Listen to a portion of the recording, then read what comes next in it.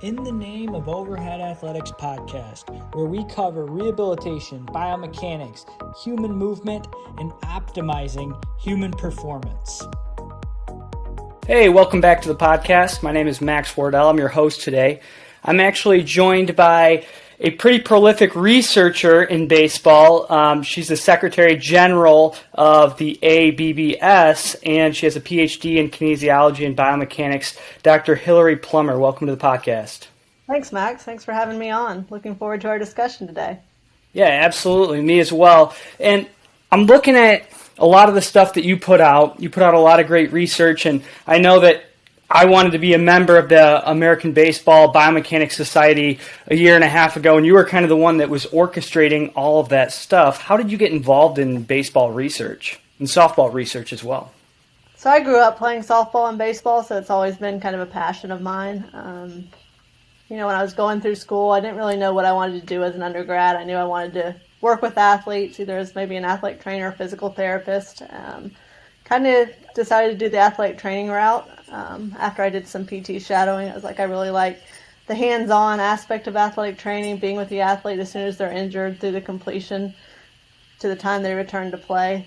So I ended up going to get a master's in athletic training at the University of Arkansas. And when I got there, our clinical coordinator had just gotten a motion capture system and was like, hey, your background in baseball and softball, this might be something that interests you. So she invited me to a data collection, and the rest is history. I fell in love with it, and I was like, this is exactly what I want to do. If you can use this technology to help answer some of the questions that we're seeing clinically of why people are getting injured at the shoulder and the elbow, or how do we improve some of the rehab that's done, or prevention type programs that are done, and being able to use that data to answer those questions was just something that I really enjoy doing. So she ended up convincing me to get a PhD, and been going after it ever since. So it's been a lot of fun. I like to see people with a clinical background in research and in biomechanics, especially athletic training, physical therapy, because I think it gives you a different perspective than other people who are going into research, especially people who've only been in a lab or have only seen athletes in this kind of limited capacity as compared to seeing them on the field, seeing them when they're injured, and actually working on enhancing either performance or performance in some way to get them back on the field. Yeah, definitely. I think it's definitely something more clinicians should consider doing. As a PhD, I'm always looking for physical therapists or athletic trainers who are currently working in the field to help come up with some of the questions, like what are you guys seeing on a regular basis in the clinic that can help me formulate research questions. So that's always something I'm open to if anybody wants to collaborate.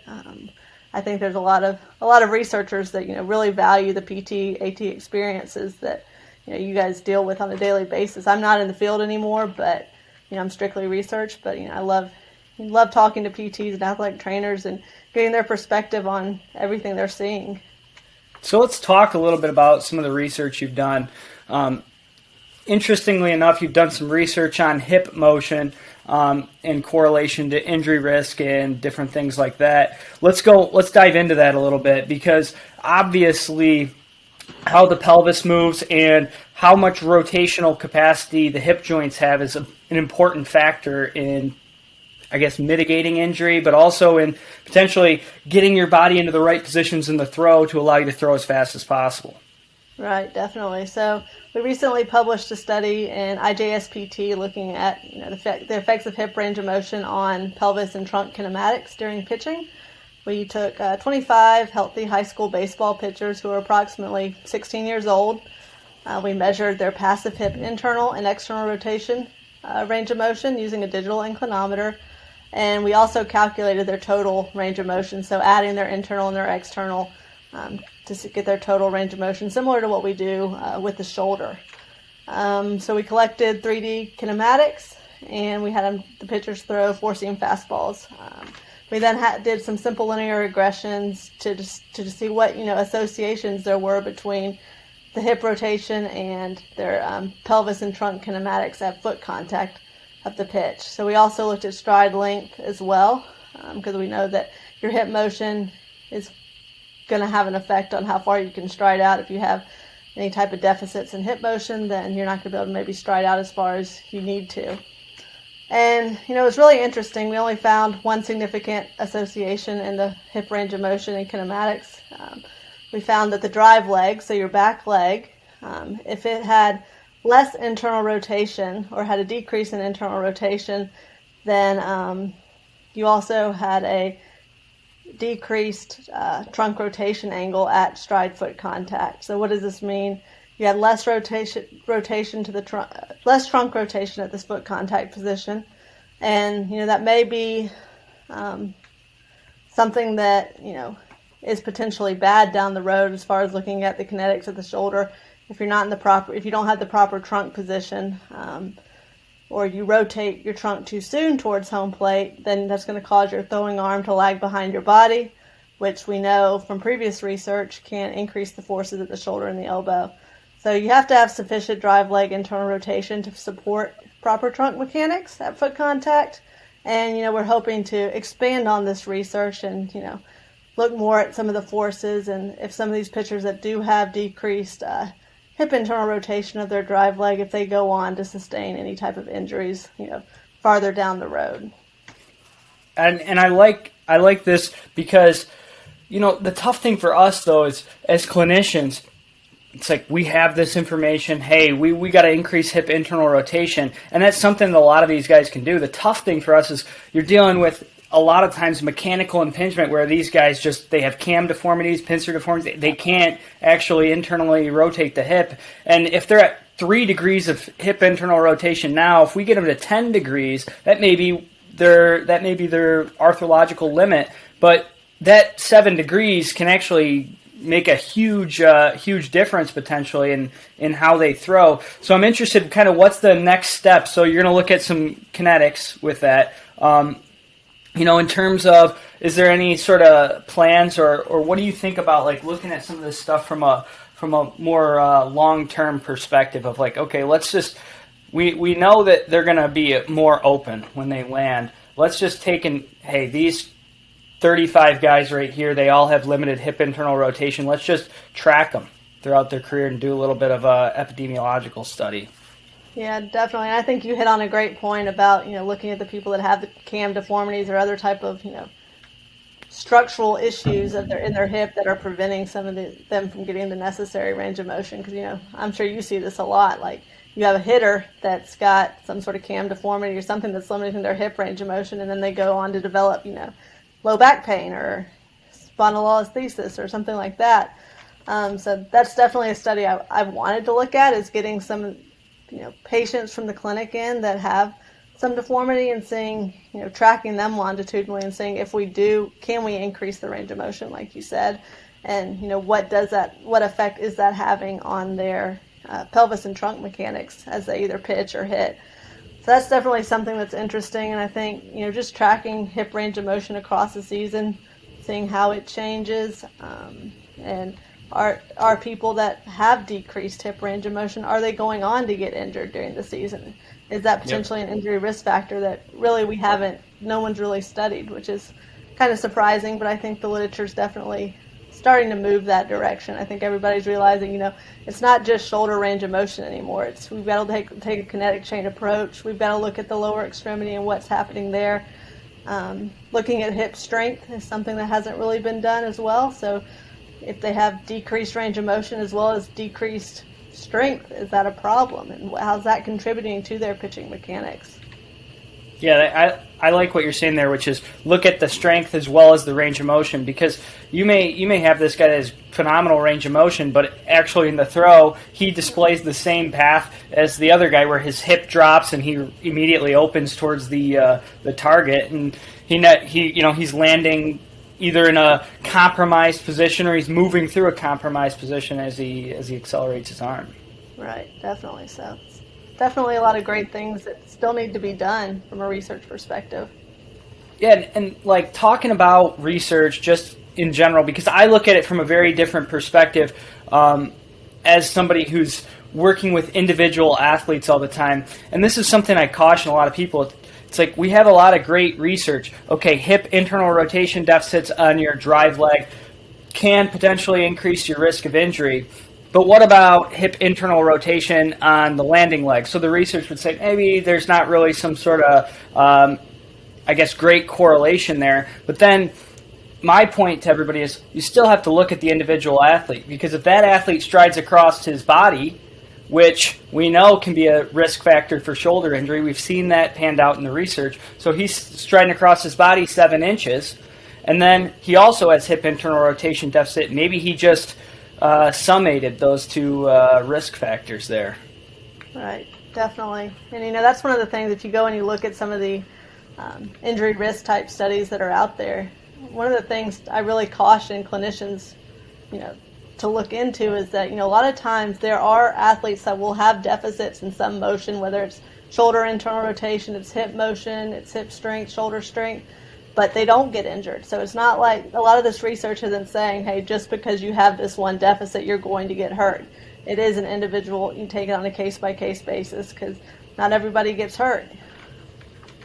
And the one important thing that I think we definitely want to stress is that this type of research is really what we've needed in baseball for a long time, because we have so much research, and it's easier to do. There's no doubt on pitch counts and playing a position and going into pitch, and we've identified, hey, that you may be at risk for injury if you catch before you pitch or catch after you pitch, and if you throw over 75 pitches on this day and this day, you may be at increased risk of injury, and all that stuff's important. But also we need the kinematic and the kinetic studies that are being done, the biomechanics studies that are going to say, all right, this is, here's some potentially pathological things, or here are some things that are going to risk your athletes if you're doing it in this manner, or here are some physical limitations like you've done here. But let's move on to the shoulder and say, okay, looking at shoulder range of motion, I thought this was one of the most interesting things, just perusing through your ResearchGate or your Google Scholar there. It's like looking at shoulder range of motion, various age groups, and internal rotation deficits and those sorts of things. Yeah, definitely. So we did a study. It's actually been, we collected the data probably 6 or 7 years ago, and it just now getting it published. But okay, we looked at about, how many did we have? We had quite a few athletes. We divided them into groups. So we had I think 7 groups, 12 and under, so 11 and 12-year-olds, 14 and under, which was 13 and 14-year-olds. We had 2 high school groups. We split them up to the 15 and 16-year-olds versus the 17 and 18-year-olds. Then we had college. We had 2 professional groups. Professional group 1 was 17 to 22 years old. Professional group 2 was 23 and older. We really wanted to see, how is shoulder range of motion different between these groups? And while we didn't, collect this data longitudinally, it was just a cross-sectional study. We found some interesting things. We hypothesized that the collegiate and professional players and the pitchers would have a higher prevalence of glenohumeral internal rotation deficit and total arc of motion differences compared to youth due to the more cumulative pitching over their careers. But really, we didn't really end up seeing that. So the most important finding we found was that range of motion had little variation among the competition levels. We did see that internal rotation of the throwing shoulder was significantly less in the 12 and under and 14 and under pitchers compared to 15 and 16-year-olds and the pro pitchers. 12 and under pitchers also had less internal rotation than the college pitchers. There was a mean difference of about 10.3 degrees. And then when looking at the total arc of motion, it was also significantly less for the 12 and under and the 14 and under pitchers compared to the 15 and 16-year-olds. And the 14 and under group of pitchers also had the highest prevalence of GERD that was greater than 20 degrees between arms. And 70% of the 12 and under and the older pro pitchers had total arc of motion differences greater than 5 degrees. So I guess kind of some of our conclusions were that the repetitive eccentric contractions of the posterior musculature during the throw can lead to tightness of the posterior inferior capsule and contracture there, and it may have contributed to the loss of internal rotation that we observed. It's also possible that the difference in internal rotation was due to, the relatively small sample size of participants in each age group. That was a big limitation of the study. But again, this was more of a pilot study in that regard. We wanted to just see, hey, we have all this data on these athletes. What do we see initially?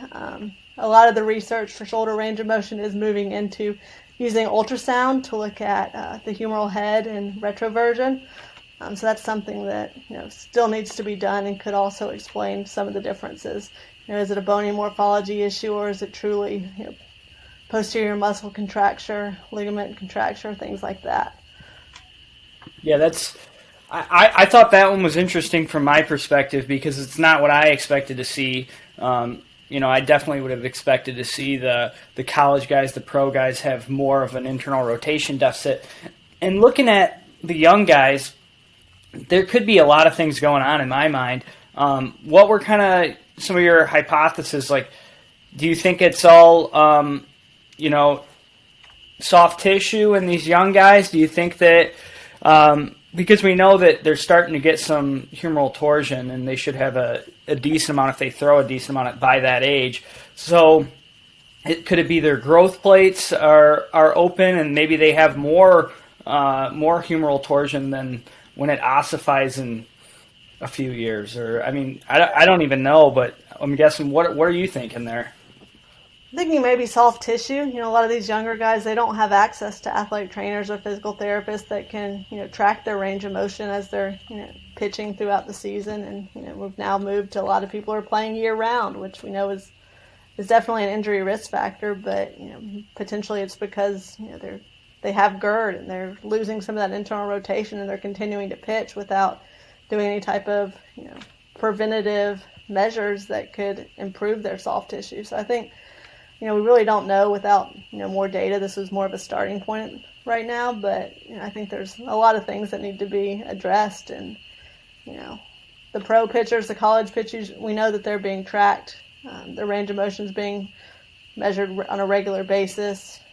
Kids don't have that, and maybe that's something that we need to provide resources to big youth baseball groups so that they can have this data and we can better track the athletes. I'm 100% with you on that. We had 80 little guys run through yesterday, 8 years old to 13 years old. And there was I was talking to a physician assistant yesterday as well who works with a lot of shoulders, and he said the most astounding thing to him was in virtually every injured pitcher under the age of 16, they all had massive internal rotation deficits. And he said their total arc is decreased. And I said, yeah, I see it. I see it every day.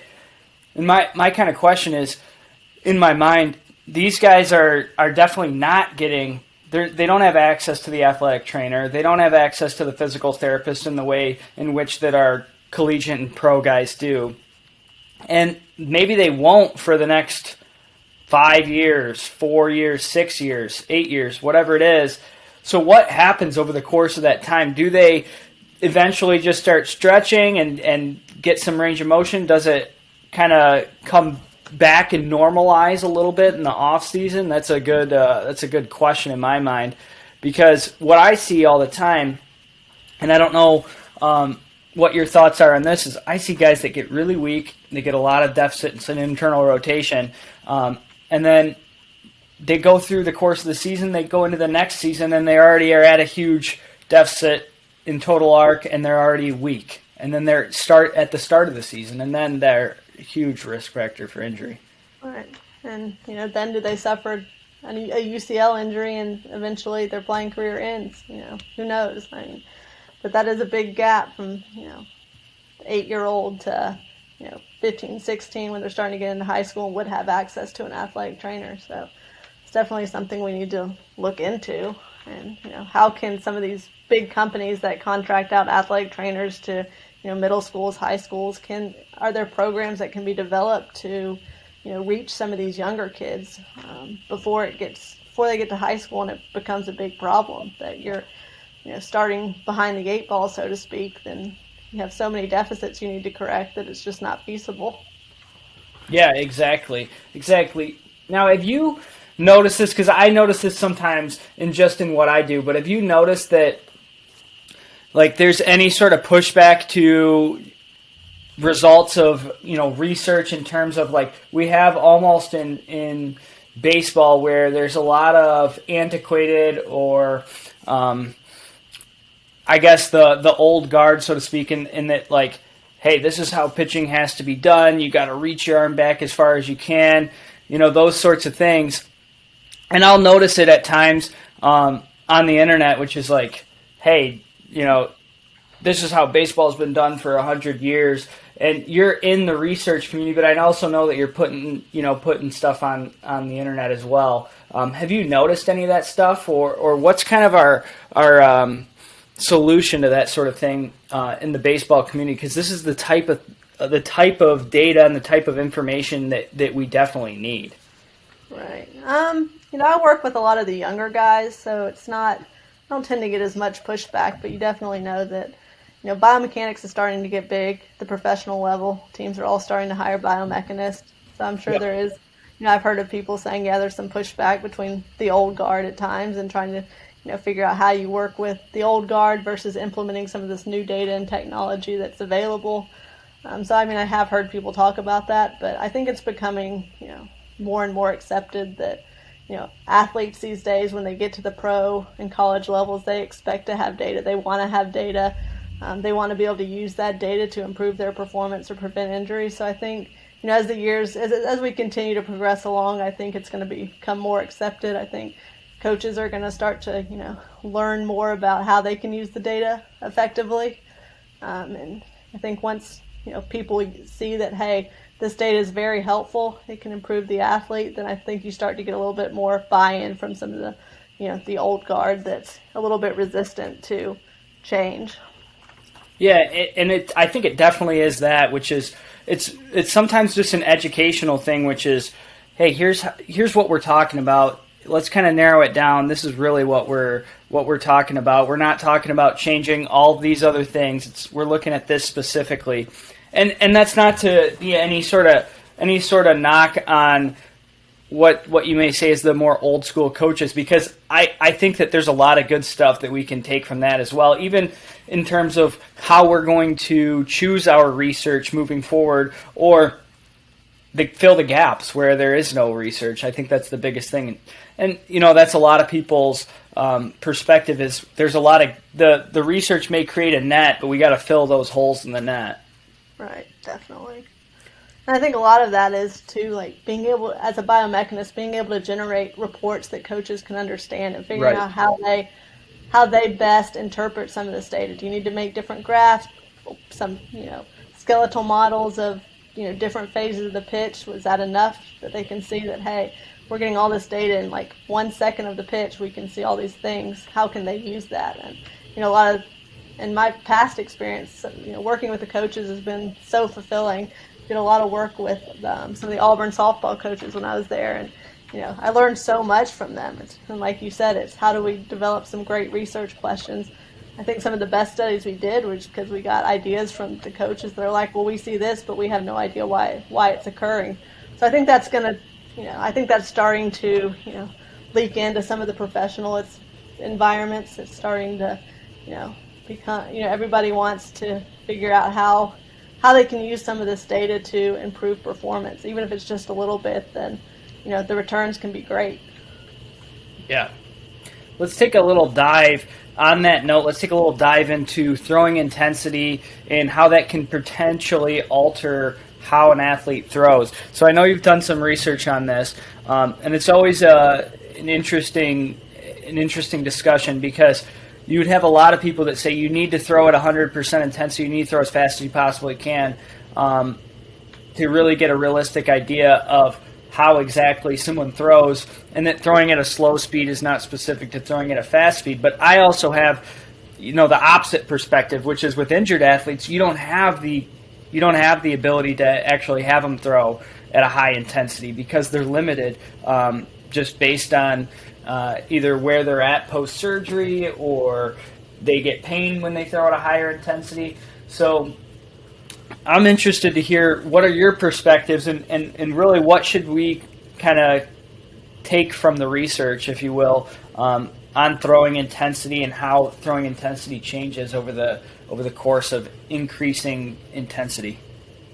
Yeah, definitely. There's really not a whole lot of literature out there on this topic. I did a little bit of work with team handball athletes, and I think Glenn Fleissing at ASMI has done some work too, just looking at the ability of pitchers to judge how hard they're throwing. So if you tell them to throw 50%, how does that compare on the radar gun to their max velocity? And basically what we find is pitchers aren't able to judge how hard they're throwing. You can tell them throw as hard as you can, okay, but then how do you say throw 75%, throw 55%? I think that becomes a big challenge, and it's definitely for you guys who are doing a lot of work with like throwing programs. How do you monitor that load and intensity that they're throwing at? We know that if some pitchers, especially at the younger ages, you tell them to go throw as hard as you can, then their mechanics are going to be terrible. They're only throwing to the radar gun, trying to get the highest amount possible that they can get. So, what do their mechanics look like? Terrible. So, I mean, that's something that we're always cognizant about whenever we bring pitchers into the lab. We try to say, throw like you would throw in a game. Don't try to overthrow, because we know your mechanics are going to change if you're trying to throw at too high of an intensity that you're not used to. So I think those are kind of the big things, but I think there's a lot of work that needs to be done in that area as well. And that goes as far as like research that's been done with throwers. If you have college throwers and pro throwers and they're throwing at 60 miles an hour or 65 miles an hour in the research, what we can take from the research is going to be very different than what we can kind of glean from it if they're throwing at 100% intensity, where they're throwing 89, 90 miles an hour, that sort of thing. Yeah, definitely. And I think that's kind of where some of these new markerless motion capture systems come in. A lot of people are putting them instead at the college and pro levels, have markerless motion capture systems in their stadium. So now, we're taking our research a step further, and you're saying that, you're not just in a lab environment where everything's controlled. Now we can start to look at mechanics, during games, like what happens when, the stress is going to increase when you have runners on base, you're trying to keep them from scoring. Do your mechanics change during certain points of the game? I think that's going to be something that's, really interesting, that I hope somebody at the college level will publish. I know pros are never going to let that data out, but there's a lot that can be done hopefully at the college level that hopefully people are actually looking at that. You and I may never know the answer, but it's definitely something that's intriguing, that you hope maybe markerless motion capture, becomes more affordable. People can start, looking at some of these things in a more structured, research-based way, but we can still get really good data of saying, what's happening in the games, what's happening if, the intensity increases, the cognitive workload increases, do we see different motor patterns that occur? So I think there's so much that, needs to be done, that I think markerless motion capture can really help, bridge the gap in the future. In 50 years, when you decide you're moving to Florida and you're not doing any research, and I'm done working with athletes, everybody will probably have a markerless motion capture in their house for their 10-year-old baseball or softball player. Yeah, right. It's crazy how much things have advanced already, honestly. I know. I mean, people ask me, like, how much experience do you have with markerless? I'm like, this didn't exist when I was finishing up my PhD. Like, this is, it's awesome, but like it's changed so much in the past just 5 or 6 years. So I can't even imagine 50 years from now. Yeah, I know. It's interesting to think about, because I mean, even when I was pitching in college, which was very recent, like I don't even remember like anybody even taking a video of me. The only video that got taken of me throughout high school and college was just to send to like college coaches for recruiting purposes. Like there was not even video analysis done, or anything like that. Nothing. No, now people are film with your cell phone, and you can get decent video with a cell phone. It's crazy. Yeah, and even like 6 years ago, the cell phones would give you like 30 frames per second or something. Like the throw looked like one image throughout the, if you paused it halfway through, and now it's like 240, and I've even seen some phones that have like 360 or 480 frames per second, so which is awesome for me, because then I just take my phone out and do a little videotaping. Yeah, I think I think you're definitely right, which is all of this stuff that's kind of on the forefront is really exciting, especially, and I think it should be especially exciting for coaches who can take a lot of this and start to practically apply it. And that's what I like to do is really start to take a lot of stuff like what you're doing and what a lot of the other people are doing and say, all right, how are we going to apply this? Like, let's look at athletes' internal rotation of their hip and then say, okay, when is that a big risk factor for injury? Like, if this athlete's landing in this position, but what happens if we do this?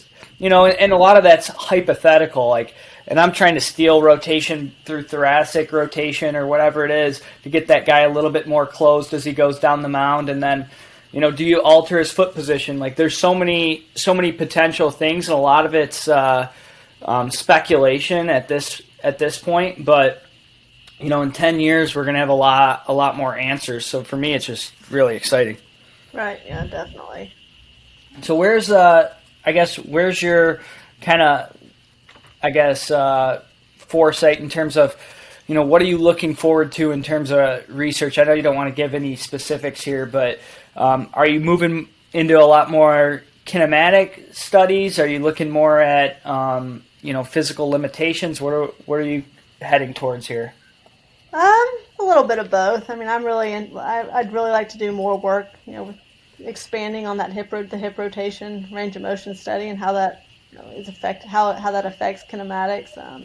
Looking more into strength as well, I think is, I'm very, very applied with a lot of the stuff that I want to do. So it's really, if people have deficits somewhere, is that leading to injuries? Are there, injury prevention protocols that we can, implement to improve mechanics? I think things like that from a performance and injury prevention standpoint are what I'm most interested in. Yeah, I like that. And that, like I said, that's where we've been lacking in my estimation, for the longest period of time. I mean, you'll see stuff in the past, like a bunch of Job studies, whatever, the 60s and 70s studies, like you'll still get a lot of great information. And I think a lot of people just overlook it because it's old, but it's like you could pull a lot from those sorts of things. And then we almost went through a period of time where, in my mind, a lot of this research kind of dipped down, like a lot of those EMG studies that I think Andrews was involved in and Job was involved in, where they're looking at the EMG at different throwing intensities. That's really what we have to go on for some of that stuff, where they're saying, well, the EMG profile at 60% intensity is very similar to that at 95% intensity, which is great. But the things we really need to see as well is, all right, how did the kinematics change from those intensity profiles? And then also, the other thing is, okay, but the muscle contraction sequences were similar, but were the muscles actually working in a similar manner? So a lot of that stuff's very exciting for me, in the forefront. Yep, still a lot to be done. We really got to bridge the gap. So. Can we talk a little bit about the American Baseball Biomechanics Society? Right. So the ABBS was founded, I think about 2 years ago at the start of the pandemic. We wanted to create an organization where we can really merge coaching, baseball biomechanics, the clinician side of things, athletic training, physical therapy, and really anybody else who is interested in baseball biomechanics, and create a society where we bring everybody together and we talk about a lot of these things that we're talking about right now. How do we move forward? How do we use some of this technology? There's a lot of technology coming out. Like, how do we validate it? Because a lot of people want to know, like, yeah, we've got this technology, but is it telling us what we think it says it's telling us, and is it accurate, reliable?